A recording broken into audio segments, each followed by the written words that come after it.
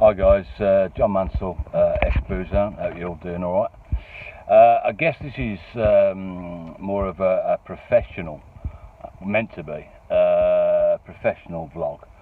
I did start making some notes about what I was going to say in this vlog, and then I thought, well, I've never sounded professional and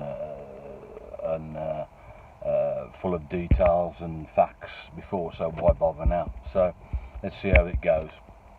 So last week I did a meeting with Dudley Integrated Health and Care, and it's really important, that bit, and care.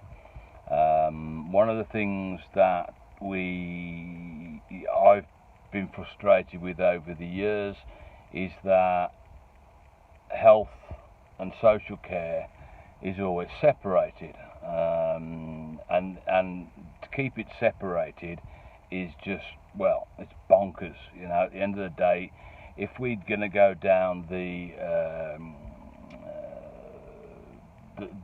working with people rather than the illnesses they have, the holistic approach, the person-centered approach, then you can't have health and social care separate. It has to be together. So, and you'll all have seen on the news about how many what the shortage is in staff within health and social care. It's about I worked it out recently, and probably a year or so ago. It's about 10-11% of staff staff roles are vacant. And the way I like to look at that is that 10%. We say 10%. You look at a football team of 11 men or women. If the one team has a player sent off in the first 5 minutes, the team with 10 men or women can still stay in the game and indeed win the game. And you know, that's because you play in a different way and you do things different, and you change your formations and you look at things from different directions. Well, it's okay for that team to have one man or woman down for one game, but if you were to ask that team to play for the whole season with one person down, they wouldn't stand a chance. And that's how I see the 10-11% of roles within the health and social care system being empty. You know, you've got absolutely no chance. You know, with always having 10% down, and you've got absolutely no chance really. You know, if the funding's just not there. However, we have to move past that because the funding's not been there for a long time. It ain't coming, so it's really important that things are done differently, and we look at thinking and doing differently, but actually doing it. I've heard it for many years that we're doing this differently, and nothing changes. One of the things that I post quite a lot is a bit of sort of graffiti that says the most dangerous phrase in the language is well, we've always done it this way. And whether they admit it or not, I believe an awful lot of people within the health and social care system just don't have the balls to risk doing things differently. But they've got no choice, because what they've been doing for the last however many years has got us to this position. Underfunding for many years, understaffed for many years, undertrained for many years, outdated methods for many years. So Dudley Integrated Health and Care. I also went to the AGM. It might have been last week or the week before, and the year prior to that, the AGM 2021 in September, was billed as the launch of Dudley Integrated Health and Care. And initially I wasn't impressed, and it doesn't matter what I wasn't impressed about, but I had quite a lot of things that I just thought, well, this is another one of those, we're saying this but we'll never do anything about it. But interestingly, since 2021 September, going back to the AGM and speaking to somebody senior within the social care system, it seems to me as if they've taken those early criticisms, things that weren't right and gaps, and they're really doing something about it. And the other important thing as well is, some of you will know that over the last year or so I've done more stuff with the adult social care, and the reason I've done more stuff with adult social care is because they actually put the money where the mouth is, in the fact that they say they want to do co-production, they say they want to actively seek voices of those within the services, and they do it on a quite a decent scale. I've seen it said within the NHS many times that they want to work down the co-production route, and they want to work with people within the system. And I have to say, I don't really think they before now they've really been that serious about it. I think it's more to do with, here, let us show you, we've got an expert by experience here. We wheel them out every couple of months to show you that we care about people's experiences, but I don't think much happens behind the scenes. So there's me being critical. However, right, we know that the health and social care, so NHS and social care, has been in a poor place for a while. We know that COVID has obviously had a massive negative effect on it, but again, that's happened, so we can't keep using that as an excuse. What we have to do is, we have to pull off a miracle in a way. We have to find money that doesn't exist, but we truly have to make the people who can make the changes understand that unless they start thinking differently, unless they find ways around the red tape and the health and safety, then no plan is going to move forward. The intentions might be there, but if you don't have the balls to actually do it, then it's a waste of time. So the meeting last week was with Dudley Talking Therapy, and over the years I've had mixed reports about them. It's a self-referral. If you Google it, you can self-refer, or there's something called Silver Cloud, and you can go through that route. But what we've got to remember is we're talking about primary care here. So this is like initially, like when you have, you're anxious, or you're getting a bit low, or this is your initial part. This is your hello world, I'm not feeling the best, let's try and get some help. So this is early on. I put out a tweet and a post for people to give me some feedback if they could, and I'm waiting for permission from a couple of people to actually give out some personal details with regard to them. But on the morning of the meeting, I actually got a phone call from somebody who that week had actually contacted Dudley Talking Therapy. The day after they contacted them, they'd filled in a form online, and they got a phone call the next morning saying would they be able to do an appointment on the afternoon, and they said yeah, and they had a 50-minute conversation about various things, going through the form, other sort of little bits and pieces that have gone on, and things, and they are meeting today. Dudley Talking Therapy are meeting with a clinical doctor in today, and hopefully they are meant to be getting back to this person today, so I'll be able to report on that later.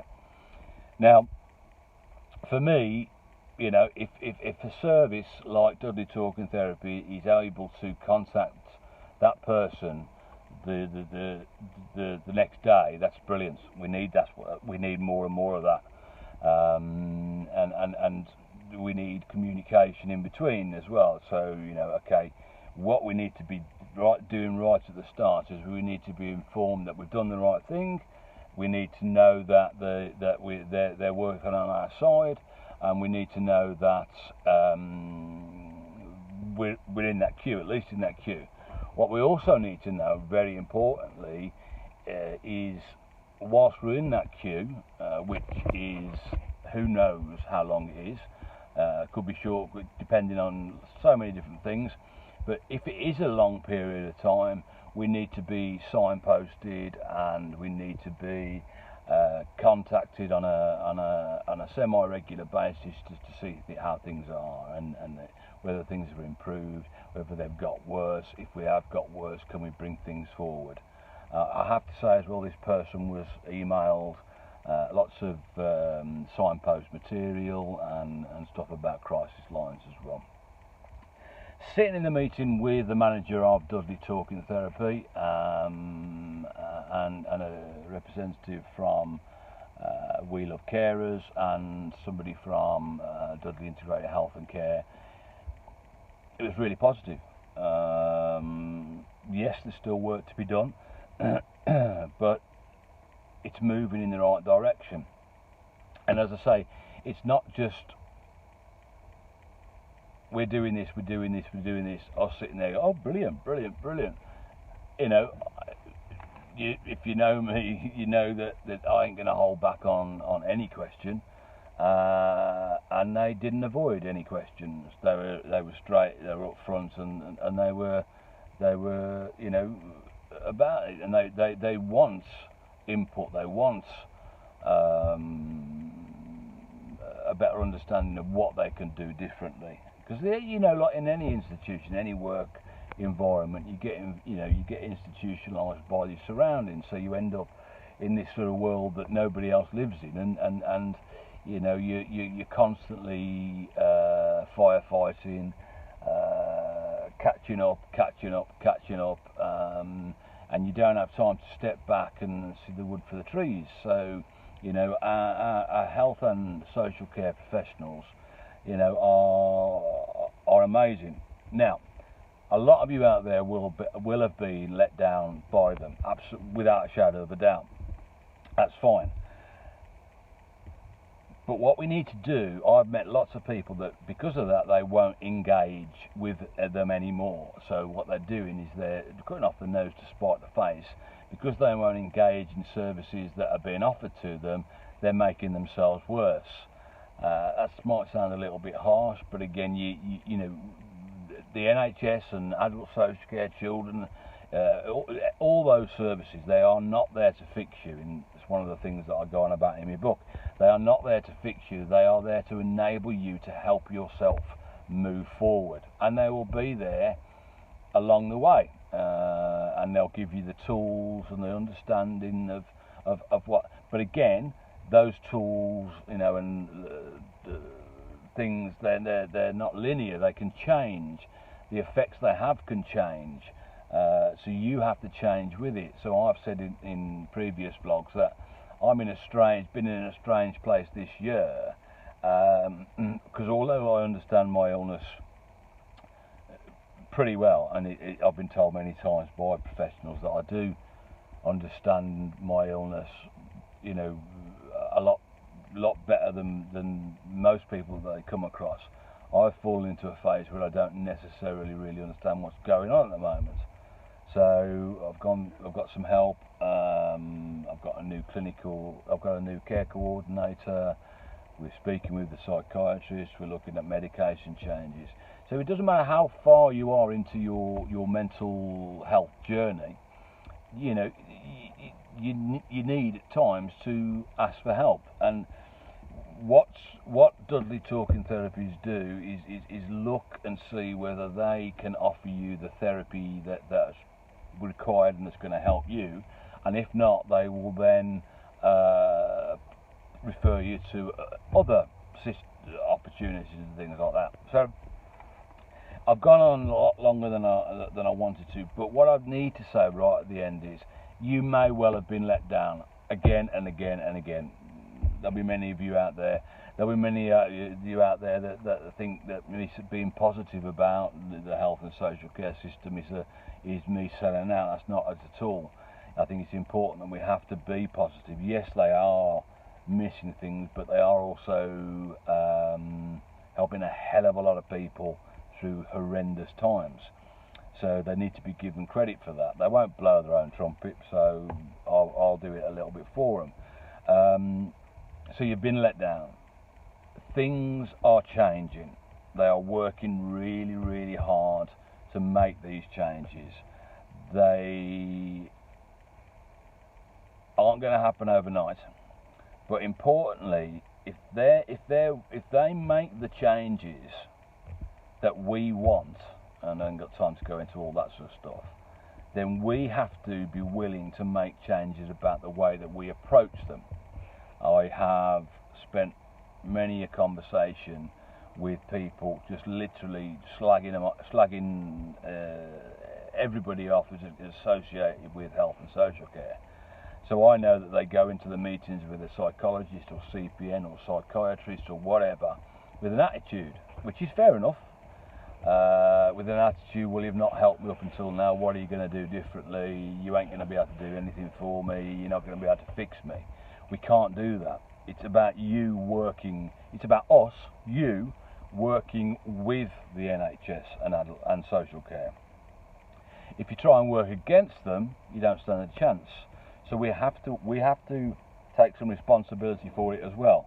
We have to see that they're attempting to move forward, and we have to put our trust back into them. And if we do that and they still let us down, then we need to be flagging that up again and again and again, and I'm happy to do that. If you are let down, what I would suggest is keep yourself a diary every time you have a contact with somebody, who you've spoken to, what they've said. I know that's difficult when you're going through crisis, but talk to a member of your family and friends and get them to support you with it. Because again, if we can evidence things that aren't going right and things that are going right, if we can evidence that, we can get best practice. We can feed it back to the powers that be. We can feed it back to the system, and we can help them make the changes that need to be done.